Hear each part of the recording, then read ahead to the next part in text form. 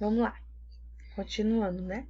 Então, a gente estava falando aqui dos coronéis, eu espero que tenha ficado bem claro.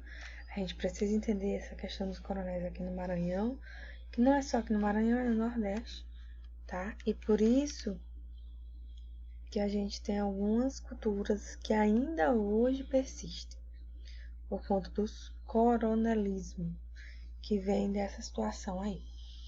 E a Igreja Católica, os coronéis, eles se aliavam a essa igreja.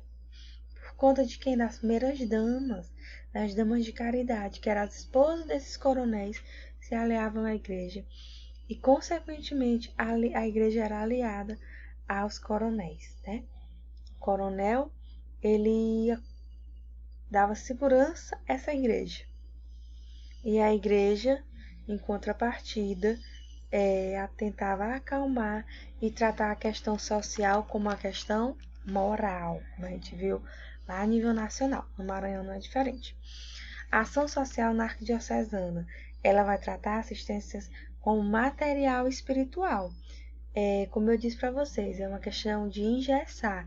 Eu falo, se tinha percepção no serviço social que o usuário ele precisa ter os valores e os costumes da Igreja Católica. Se ele não tivesse, ele estava fora do padrão. Ele tinha que ser engessado. A palavra era essa, engessar.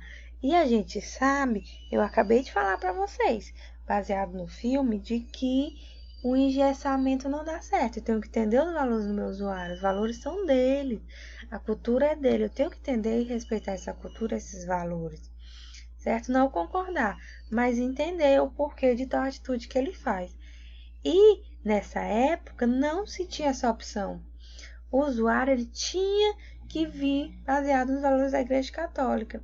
Essa assistência material, a Igreja Católica, por diversas vezes, custeava cesta básica, até medicamento, assistência jurídica, assistência médica, certo? Quando eu precisava ir ao médico, a população ia à igreja, tá bom? Falar com o padre, e o padre conseguia esse intermédio. A Igreja Católica, ela tinha muita influência, porque ela tinha um poder muito grande na nossa sociedade. Ainda hoje a Igreja Católica é muito forte, mas antes ela ainda era bem mais forte. E surge a LBA. Em 1943 surge a LBA. O que é a LBA? É Legião Brasileira de Assistência. A LBA, a princípio, ela surgiu em 1943, depois da Primeira Guerra Mundial. Ela surge para cuidar das crianças que estavam órfãs, certo? Então, mas teve a Primeira Guerra Mundial, teve a Segunda Guerra Mundial e após a Segunda Guerra, a LBA ficou sem função, acabou a guerra. E aí, o que fazer? Continuou como instituição. Ainda hoje a LBA existe em todo o território nacional, toda a capital tem pelo menos uma LBA, tá?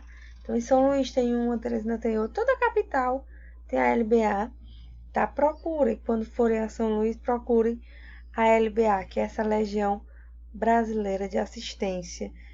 Hoje, ela não trabalha mais com pessoas da Segunda Guerra nem da Primeira Guerra Mundial, mas sim com crianças carentes, fazendo reforço escolar e dando alimento. É um contraturno. A criança vai pela manhã para a escola e à tarde ela vai para a LBA, Legião Brasileira de Assistência. Eles dão fardinha, como se fosse uma escola, só que sendo contraturno. É um reforço, lanche, eles levam materiais, alimentos para casa, as crianças que são atendidas pela LBA hoje. Mas antes, a princípio, ela surgiu da Primeira Guerra Mundial, tá bom?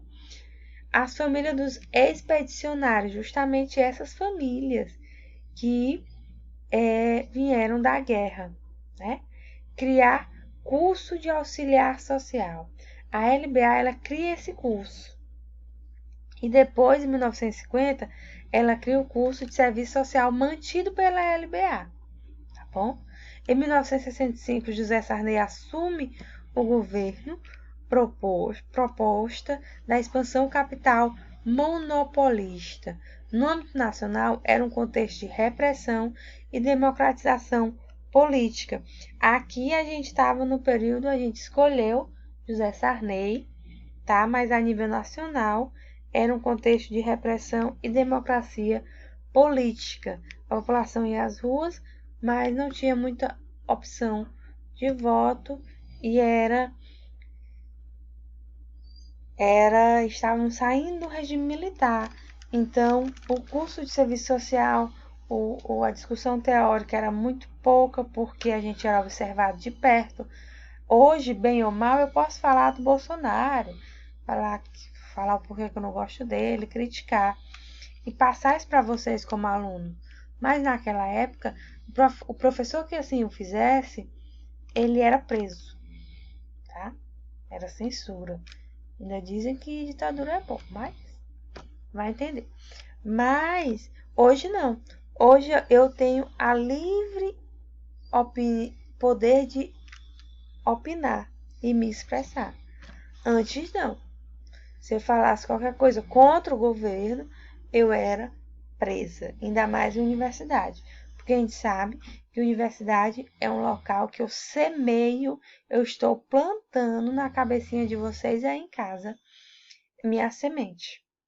E cabe a vocês, eu só plantei a sementezinha da questão social. Eu só plantei na cabeça de vocês se vocês vão conseguir ver os invisíveis daqui para frente. Eu plantei. Quem vai colher, é você. Não sou eu. Eu agoo a minha todo dia. Você que tem que aguar a sua. Tá bom? Mas as universidades, elas são locais de semeaduras. E onde eu semeio, vai nascer. Tá? Então, por esse motivo, quando eu tenho época de ditadura militar, os primeiros locais que o exército entra para ouvir e ver o que acontece é dentro das universidades, porque sabe, os professores semeiam essa crítica construtiva na nossa profissão e das outras profissões, tá certo? A Igreja Católica, ela tinha esse papel de vigilância, ideologias estranhas, tá? Eu chego no sarneísmo. O sarneísmo foi a era do Sarney, certo? O Sarney, todo mundo sabe, né? Ele foi um governador aqui no Maranhão, até um tempo desse, estão querendo a família Sarney. Ainda hoje quer se perpetuar no poder, mas ele fez alguns feitos. Ele fez o projeto João de Barro. Por que o projeto João de Barro? Porque ele queria fazer, o slogan dele era Maranhão Novo. Esse projeto João de Barro é porque 80% da população maranhense era analfabeta. E esse projeto João de Barro é para alfabetizar a população. Então, esse foi o projeto que ele lançou. Eu tenho um projeto também que ele lançou, que foi o projeto agropecuário, que aumentou os latifúndios improdutivos e aumentou os sem terras. Então, na verdade, favoreceu quem? Os coronéis. Quando eu aumento latifúndios improdutivos, não são os latifúndios que eu produzo, não. É os latifúndios que estão aí. Quando a gente viaja, que a gente vê terra cercada, que não tem nada, não tem nenhum boi. Não tem nenhuma galinha, tem nenhum pé de goiaba, tem nenhum pé de limão, tem um pé de nada. Tem nenhum pé de soja, não tem nada, mas está cercado, tem um dono. Foi dessa época, tá? Eu tenho um projeto, nessa época, em 1970, a nossa profissão, ela tenta romper com a igreja. Tudo isso acontecendo e a gente rompe com a Igreja Católica, porque na verdade a gente começa a perceber todos os erros da Igreja Católica com essa união ao Estado e união à burguesia.